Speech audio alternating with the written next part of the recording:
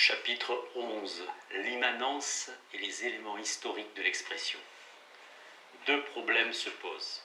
Quels sont les liens logiques de l'immanence et de l'expression? Comment l'idée d'une immanence expressive s'est-elle formée historiquement dans certaines traditions philosophiques? Il n'est pas exclu que ces traditions ne soient complexes et ne réunissent elles-mêmes des inspirations très diverses. Tout commence, semble-t-il, avec le problème platonicien de la participation. Platon présentait à titre d'hypothèse plusieurs schémas de participation. Participer, c'est prendre part, c'est imiter. Et encore, c'est recevoir d'un démon. Suivant ces schémas, la participation se trouve interprétée tantôt de façon matérielle, tantôt de manière imitative, tantôt de manière démonique. Mais dans tous les cas, les difficultés semblent avoir une même raison. Chez Platon, le principe de participation est avant tout cherché du côté du participant. La participation apparaît le plus souvent comme une aventure qui survient du dehors au participé, comme une violence subie par le participé. Si la participation consiste à prendre part, on voit mal comment le participé ne souffrirait pas d'une division ou d'une séparation. Si participer, c'est imiter, il faut un artiste extérieur qui prend l'idée pour modèle. Et l'on voit mal enfin quel est le rôle d'un intermédiaire, en général artiste ou démon, sinon forcer le sensible à reproduire l'intelligible, mais aussi forcer l'idée à se laisser participer par quelque chose qui répugne à sa nature. Même lorsque Platon traite de la participation des idées entre elles, la puissance correspondante est saisie comme puissance de participer plutôt que d'être participé. La tâche post-platonicienne par excellence exige un renversement du problème. On cherche un principe qui rende possible la participation, mais qui la rende possible du point de vue du participé lui-même. Les néo-platoniciens ne parlent plus des caractères du participant, multiple, sensible, pour se demander sous quelle violence la participation devient possible. Ils tentent de découvrir, au contraire, le principe et le mouvement interne qui fondent la participation dans le participé comme tel, du côté du participé comme tel. Plotin reproche à Platon d'avoir vu la participation du petit côté. Plotin: nous, c'est-à-dire les platoniciens, nous posons l'être dans le sensible, puis nous mettons là-bas ce qui devrait être partout. Alors, imaginant le sensible comme quelque chose de grand, nous nous demandons comment cette nature qui est là-bas peut venir s'étendre dans une chose aussi grande. Mais en fait, ce que l'on nomme grand est petit, et ce que l'on croit petit est grand, puisque tout entier il arrive le premier près de chaque partie du sensible. Plotin souligne ici la nécessité de renverser le problème platonicien et de partir du participé et même de ce qui fonde la participation dans le participé. En vérité, ce n'est pas le participé qui passe dans le participant. Le participé reste en soi. Il est participé pour autant qu'il produit, il produit pour autant qu'il donne. Mais il n'a pas à sortir de soi pour donner ni produire. Tel est le programme formulé par Plotin. Partir du plus haut, subordonner l'imitation à une genèse ou production, substituer l'idée d'un don à celle d'une violence. Le participé ne se divise pas, n'est pas imité du dehors, ni contraint par des intermédiaires qui feraient violence à sa nature. La participation n'est ni matérielle, ni imitative, ni démonique. Elle est émanative. Émanation signifie à la fois cause et don, causalité par donation, mais aussi donation productrice. La véritable activité est celle du participé. Le participant n'est qu'un effet et reçoit ce que la cause lui donne. La cause émanative est la cause avec un grand C qui donne le bien avec un grand B qui donne la vertu avec un grand V qui donne. Quand nous cherchons le principe éterne de participation du côté du participé, nous devons nécessairement le trouver au-delà ou au-dessus. Il n'est pas question que le principe qui rend la participation possible soit lui-même participé ou participable. De ce principe, tout émane, il donne tout. Mais il n'est pas lui-même participé, car la participation se fait seulement suivant ce qu'il donne et à ce qu'il donne. C'est en ce sens que Proclus élaborait sa profonde théorie de l'imparticipable.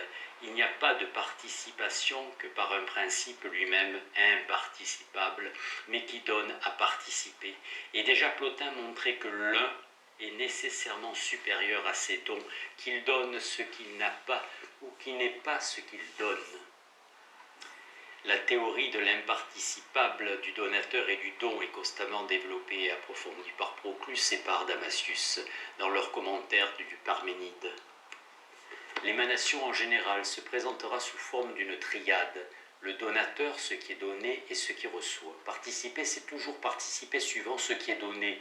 Donc nous ne devons pas seulement parler d'une genèse du participant, mais d'une genèse du participé lui-même qui rend compte de ce fait qu'il est participé.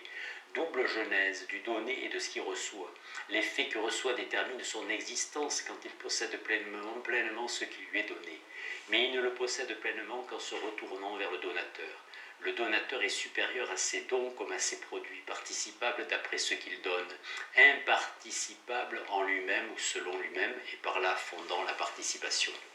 Nous pouvons déjà déterminer des caractères d'après lesquels la cause émanative et la cause immanente ont logiquement quelque chose de commun, mais aussi des différences profondes.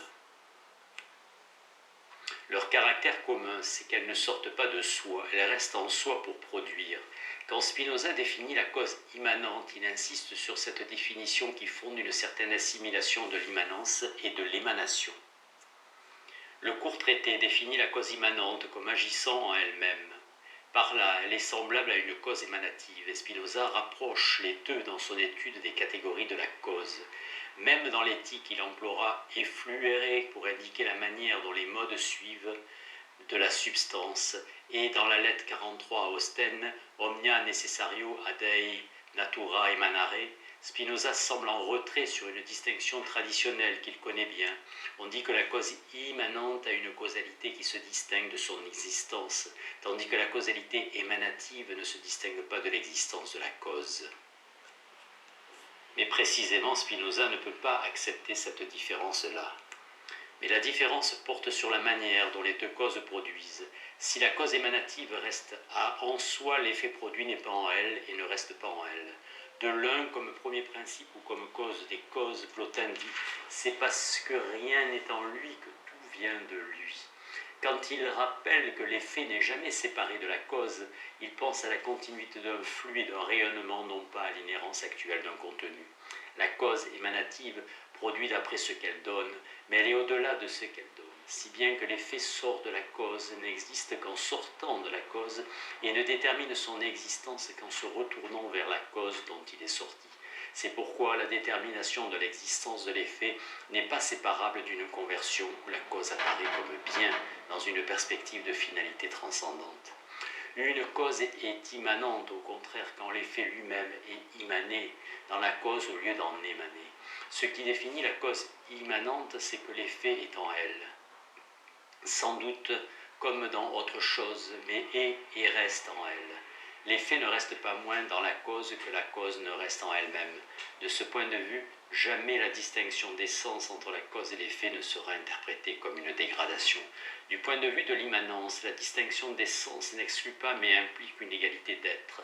C'est le même être qui reste en soi dans la cause, mais aussi dans lequel l'effet reste comme dans autre chose.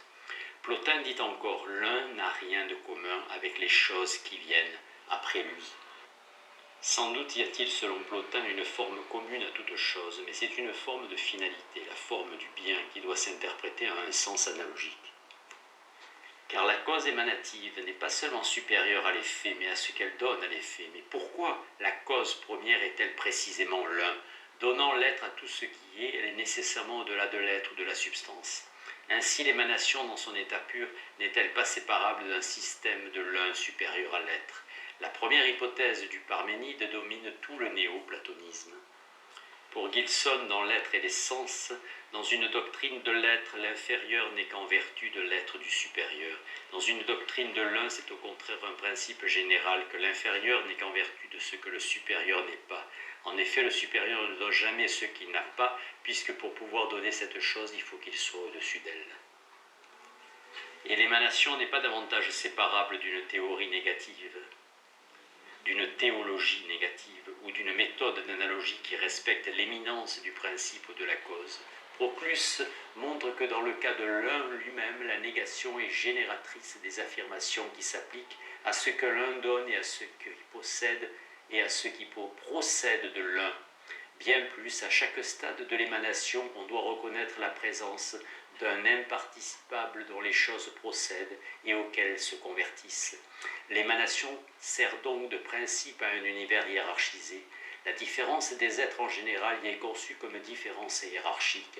Chaque terme est comme image du terme supérieur qui le précède et se définit par le degré d'éloignement qui le sépare de la cause première ou du premier principe.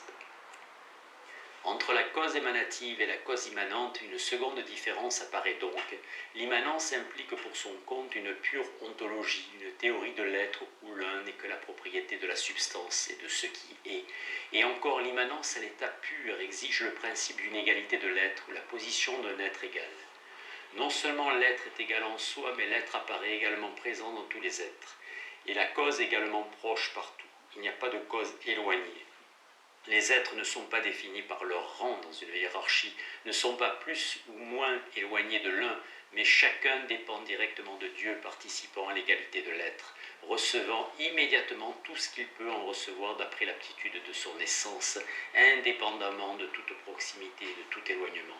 Bien plus, l'immanence à l'état pur exige un être univoque qui forme une nature, et qui consiste en forme positive commune au producteur et au produit, à la cause et à l'effet. Nous savons que l'immanence ne supprime pas la distinction des essences, mais il faut des formes communes qui constituent l'essence de la substance comme cause, alors qu'elles contiennent des essences de mode en tant qu'effet.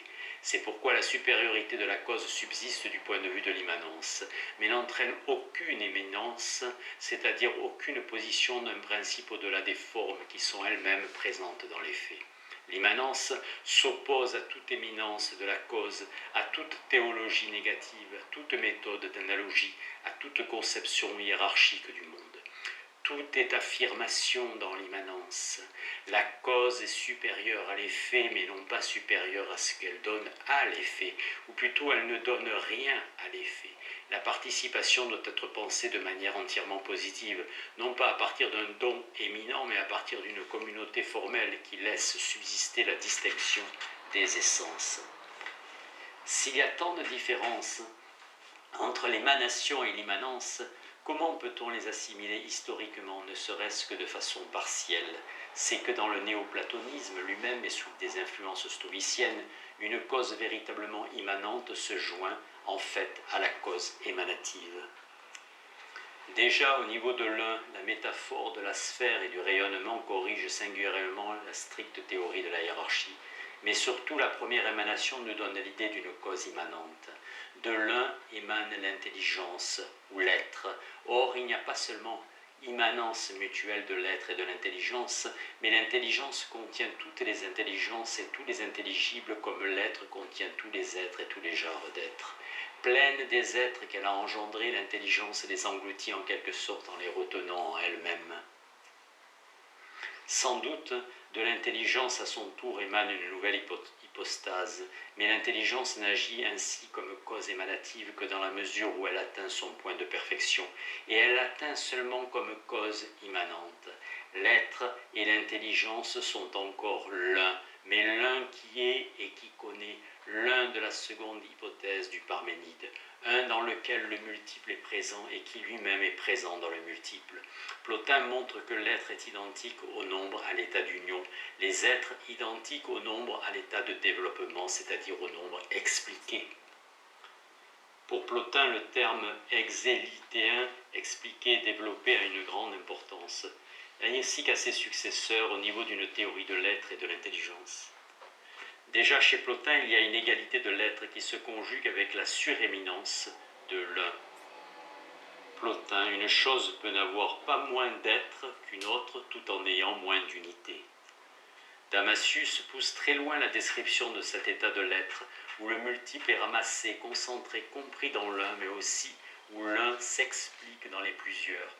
Telle est l'origine d'un couple de notions qui prendra une importance de plus en plus grande à travers les philosophies du Moyen-Âge et de la Renaissance. Complicare explicare. Boès applique à l'être éternel les termes comprehendere, complectiri. dans la consolation de la philosophie, prose 6, le couple de substantifs complication-explication ou d'adverbes complicatives-explicatives prend une grande importance chez les commentateurs de Boès et notamment dans l'école de Chartres au XIIe siècle. Mais c'est surtout avec Nicolas de Couès et avec Bruno que ces notions acquièrent un statut philosophique rigoureux. Toutes choses sont présentes à Dieu qui les complique. Dieu est présent à toutes choses qui l'explique et l'implique. À la série des émanations successives et subordonnées se substitue la coprésence de deux mouvements corrélatifs. Car les choses ne restent pas moins en Dieu en tant qu'elles l'expliquent ou l'impliquent que Dieu ne reste en soi pour compliquer les choses. La présence des choses à Dieu constitue l'inhérence, comme la présence de Dieu aux choses constitue l'implication. À la hiérarchie des hypostases se substitue l'égalité de l'être, car c'est le même être auquel les choses sont présentes et à qui lui-même est présent dans les choses. L'immanence se définit par l'ensemble de la complication et de l'explication, de l'inhérence et de l'implication. Les choses restent inhérentes au Dieu qui les complique, comme Dieu reste impliqué par les choses qui l'expliquent. C'est Dieu compliquant qui s'explique à travers toutes choses. Dieu est la complication universelle en ce sens que tout est en lui, et l'univers c'est l'explication en ce sens qu'il est en tout. Nicolas de Couès, Docte Ignorantiae. La participation trouve son principe non plus dans une émanation dont l'un serait la source plus ou moins proche, mais dans l'expression immédiate et adéquate d'un être absolu qui comprend tous les êtres et s'explique par l'essence de chacun. L'expression comprend tous ces aspects, complications, explications, inhérence et implications. Ces aspects de l'expression sont aussi les catégories de l'immanence. L'immanence se révèle expressive, l'expression immanente dans un système de relations logiques où les deux notions sont corrélatives. De ce point de vue, l'idée d'expression rend compte de la véritable activité du participé et de la possibilité de la participation. C'est dans l'idée d'expression que le nouveau principe d'immanence s'affirme. L'expression apparaît comme unité du multiple, comme la complication du multiple et l'explication de l'un. Dieu s'exprime lui-même dans le monde. Le monde est l'expression, l'explication d'un Dieu être ou de l'un qui est. Le monde est promu en Dieu de telle manière qu'il perd ses limites ou sa finitude et participe immédiatement de l'infinité divine. La métaphore du cercle dont le centre est partout et la circonférence nulle part convient au monde lui-même. Entre Dieu et le monde, le rapport d'expression fonde non pas une identité d'essence, mais une égalité d'être, car le même être est présent en Dieu qui complique toutes choses suivant sa propre essence et dans les choses qu'il explique suivant leur propre essence ou leur mode. Si bien que Dieu doit être défini comme identique à la nature complicative et la nature comme identique à Dieu explicative. Mais cette égalité ou identité dans la distinction constitue deux moments pour l'ensemble de l'expression. Dieu s'exprime dans son verbe exprime l'essence divine, mais le Verbe s'exprime à son tour dans l'univers exprimant toute chose suivant le mode qui revient à chacune essentiellement. Le Verbe est l'expression de Dieu, expression, langage. L'univers est l'expression de cette expression, expression figure ou physionomie. Ce thème classique d'une double expression se retrouve chez Eckhart. Dieu s'exprime dans le Verbe qui est parole intérieure et silencieuse. Le Verbe s'exprime dans le monde qui est figure ou parole extériorisée. Nous avons essayé de montrer comment une immanence expressive de l'être se greffait sur la transcendance émanative de l'un. Toutefois, chez Plotin et ses successeurs, cette cause immanente reste subordonnée à la cause émanative. Il est vrai que l'être ou l'intelligence s'explique, mais seul s'explique ce qui est déjà multiple et qui n'est pas premier principe. L'intelligence s'explique, c'est qu'elle peut posséder tous les êtres, mais il lui était meilleur pour elle de ne pas le vouloir, car ainsi le devient second principe. Elle devient second principe. L'être immanent, la pensée immanente ne peuvent former un absolu mais supposent un premier principe, cause émanative et fin transcendante, dont tout découle et à quoi tout se convertit. Sans doute ce premier principe, l'un supérieur à l'être, contient-il virtuellement toute chose. Il est expliqué mais il ne s'explique pas lui-même, contrairement à l'intelligence contraire à l'être. Plotin, le centre se manifeste à travers les rayons tel qu'il est expliqué, mais sans s'expliquer soi-même. Il n'est pas affecté par ce qu'il exprime. Aussi faut-il attendre l'extrême évolution du néoplatonisme pendant le Moyen-Âge, la Renaissance et la Réforme pour voir la cause immanente prendre une importance de plus en plus grande. L'être rivaliser avec l'un, l'expression rivaliser avec l'émanation et parfois tendre à la supplanter. On a souvent cherché ce qui faisait de la philosophie de la Renaissance une philosophie moderne. Nous suivons pleinement la thèse d'Alexandre Poiré, pour qui la catégorie spécifique de l'expression caractérise le mode de pensée de cette philosophie. Et pourtant, il est certain que cette tendance expressionniste n'aboutit pas pleinement. C'est le christianisme qui la favorise, par sa théorie du verbe et surtout par ses exigences ontologiques qui font du premier principe un être. Mais c'est lui qui la refoule par l'exigence encore plus puissante de maintenir la transcendance de l'être divin. Aussi voit-on toujours l'accusation d'immanence et de panthéisme menacer les philosophes, et les philosophes se soucient avant tout d'échapper à cette accusation. Déjà dans Scott et Erigène, il faut admirer les combinaisons philosophiquement subtiles où se trouvent conciliés les droits d'une immanence expressive, d'une transcendance émanative et d'une création exemplaire ex nihilo. En fait, la transcendance d'un Dieu créateur est sauvée grâce à une conception analogique de l'être, ou du moins grâce à une conception éminente de Dieu qui limite la portée de l'être égal. Le principe d'égalité de l'être est lui-même interprété de manière analogique. Toutes les ressources du symbolisme préservent la transcendance. L'inexprimable est donc maintenu au sein de l'expression elle-même. Non pas qu'on revienne à Plotin, non pas qu'on revienne à la position de l'un ineffable et supérieur à l'être, car c'est le même Dieu, le même être infini qui s'affirme et s'exprime dans le monde comme cause immanente et qui reste inexprimable et transcendant comme objet d'une théologie négative qui nie de lui tout ce qu'on affirmait de son immanence. Or, même dans ces conditions, l'immanence apparaît comme une théorie limite, corrigée par les perspectives de l'émanation et de la création. La raison en est simple, l'immanence expressive ne peut se suffire à elle-même, tant qu'elle ne s'accompagne pas d'une pleine conception de l'univocité, d'une pleine affirmation de l'être univoque. L'immanence expressive vient se greffer sur le thème de l'émanation qui la favorise en partie, qui la refoule en partie, mais elle n'interfère pas moins dans des conditions analogues avec le thème de la création. La création, sous un de ses aspects, semble répondre au même souci que l'émanation. Il s'agit toujours de trouver un principe de participation du côté du participé lui-même. On met les idées en Dieu au lieu de renvoyer à une instance inférieure qui les prendrait pour modèle ou les forcerait à descendre dans le sensible. Elles ont elles-mêmes une valeur exemplaire. Représentant l'être infini de Dieu, elles représentent aussi tout ce que Dieu veut faire et peut faire. Les idées en Dieu sont des similitudes exemplaires. Les choses créées ex nihilo sont des similitudes imitatives. La participation est une imitation, mais le principe de l'imitation se trouve du côté du modèle ou de l'imité. Les idées ne se distinguent pas par rapport à Dieu, mais se distinguent par rapport aux choses dont elles fondent la participation possible à Dieu lui-même. Malebranche définira les idées en Dieu comme principe d'expression représentant Dieu participable ou imitable. Cette voie fut tracée par saint Augustin. Or, là encore, le concept d'expression surgit pour déterminer à la fois le statut de la similitude exemplaire et de la similitude imitative. Saint Bonaventure, à la suite de saint Augustin, est celui qui donne le plus d'importance à cette double détermination. Les deux similitudes forment l'ensemble concret de la similitude expressive. Dieu s'exprime dans son verbe ou dans l'idée exemplaire, mais l'idée exemplaire exprime la multiplicité des choses créables et créées. Tel est le paradoxe de l'expression comme telle. Intrinsèque et éternelle, elle est une par rapport à ce qui s'exprime, multiple par rapport à l'exprimer.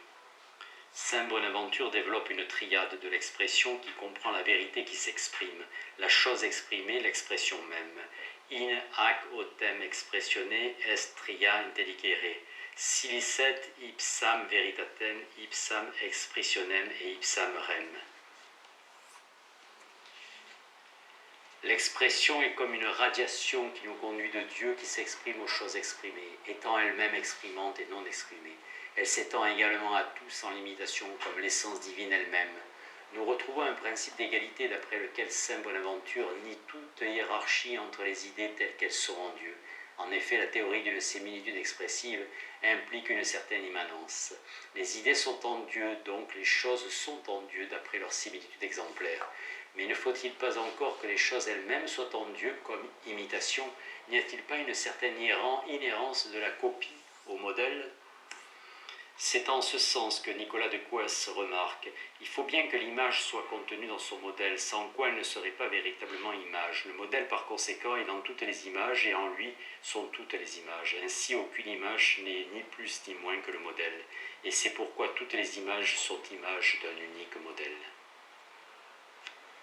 On ne peut échapper à cette conséquence qu'en maintenant une conception strictement analogique de l'être. Saint Bonaventure lui-même oppose constamment la similitude expressive et la similitude univoque ou univocation. La plupart des auteurs invoqués précédemment se rattachent aux deux traditions à la fois, émanation et imitation, cause émanative et cause exemplaire, Pseudo de Nice et Saint Augustin. Mais l'important, c'est que ces deux voies se rejoignent dans le concept d'expression. On le voit déjà chez Scott et Rigen qui forgent une philosophie de l'expression tantôt similitudinaire, tantôt émanative. L'émanation nous mène à une expression explication, la création nous mène à une expression similitude. Et l'expression en effet a ce double aspect. D'une part, elle est miroir, modèle et ressemblance, d'autre part, germe, arbre et rameau. Mais jamais ces métaphores n'aboutissent. L'idée d'expression se trouve refoulée dès qu'elle est suscitée. C'est que les thèmes de la création ou de l'émanation ne peuvent pas se passer d'un minimum de transcendance qui empêche l'expressionnisme d'aller jusqu'au bout de l'immanence qu'il implique. L'immanence est précisément le vertige philosophique inséparable du concept d'expression, double immanence de l'expression dans ce qui s'exprime et de l'exprimer dans l'expression. La signification du spinozisme nous semble la suivante. Affirmer l'immanence comme principe, dégager l'expression de toute subordination à l'égard d'une cause émanative ou exemplaire. L'expression elle-même cesse d'émaner comme de ressembler. Or, un tel résultat ne peut être obtenu que dans une perspective d'univocité. Dieu est cause de toute chose au même sens que cause de soi. Il produit comme il existe formellement ou comme il se comprend objectivement.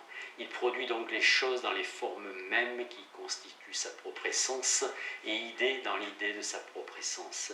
Mais les mêmes attributs qui constituent formellement l'essence de Dieu contiennent toutes les essences formelles de mode. L'idée de l'essence de Dieu comprend toutes les essences objectives ou toutes les idées. Les choses en général sont des modes de l'être divin, c'est-à-dire impliquent les mêmes attributs que ceux qui constituent la nature de cet être. En ce sens, toute similitude est d'univocation se définissant par la présence d'une qualité commune à la cause et à l'effet. Les choses produites ne sont pas des imitations, pas plus que les idées ne sont des modèles.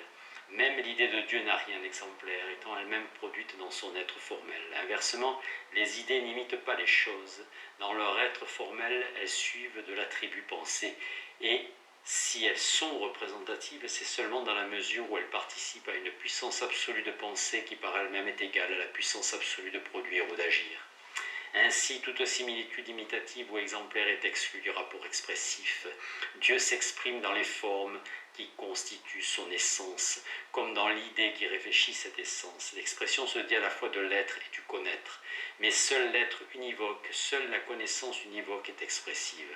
La substance et les modes, la cause et les effets ne sont et ne sont connus que par les formes communes qui constituent actuellement l'essence de l'une et qui contiennent actuellement l'essence des autres. C'est pourquoi Spinoza oppose deux domaines toujours confondus dans les traditions précédentes, celui de l'expression et de la connaissance expressive, seul adéquate, celui des signes et de la connaissance par signe, par apophase ou par analogie. Spinoza distingue différentes sortes de signes, des signes indicatifs qui nous font conclure à quelque chose d'après l'état de notre corps, des signes impératifs qui nous font saisir des lois comme lois morales, des signes de révélation qui nous font eux-mêmes obéir et qui tout au plus nous découvrent certains propres de Dieu. Mais de toute façon, la connaissance par signe n'est jamais expressive et reste du premier genre. L'indication n'est pas une expression mais un état confus d'enveloppement dans lequel l'idée reste l'impuissante à s'expliquer ou à exprimer sa propre cause. L'impératif n'est pas une expression mais une impression confuse qui nous fait croire que les vraies expressions de Dieu, les lois de la nature, sont autant de commandements. La révélation n'est pas une expression mais une culture de l'inexprimable, une connaissance confuse et relative par laquelle nous prêtons à Dieu des déterminations analogues aux nôtres, entendement, volonté, quitte à sauver la supériorité de Dieu dans une éminence en tout genre, l'un suréminent, etc. Grâce à l'univocité, Spinoza donne un contenu positif à l'idée d'expression, l'opposant aux trois sortes de signes. L'opposition des expressions et des signes est une des thèses fondamentales du spinozisme. Encore, fallait-il libérer l'expression de toute trace d'émanation? Le néo-platonisme a tiré une partie de sa force de la thèse suivante, que la production ne se fait pas par composition, addition d'espèces au genre, réception d'une forme dans une matière, mais par distinction et différenciation.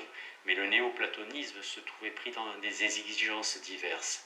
Il fallait que la distinction fût produite à partir de l'indistinct ou de l'absolument un, et pourtant qu'elle fût actuelle. Il fallait qu'elle fût actuelle et pourtant non numérique. Ces exigences expliquent les efforts du néoplatonisme pour définir l'état de distinction indistincte, de division indivise, de pluralité implurifiable. Spinoza, au contraire, trouve une autre voie dans sa théorie des distinctions. En rapport avec l'univocité, l'idée d'une distinction formelle, c'est-à-dire d'une distinction réelle qui n'est pas et ne peut pas être numérique, lui permet de concilier immédiatement l'unité ontologique de la substance avec la pluralité qualitative des attributs.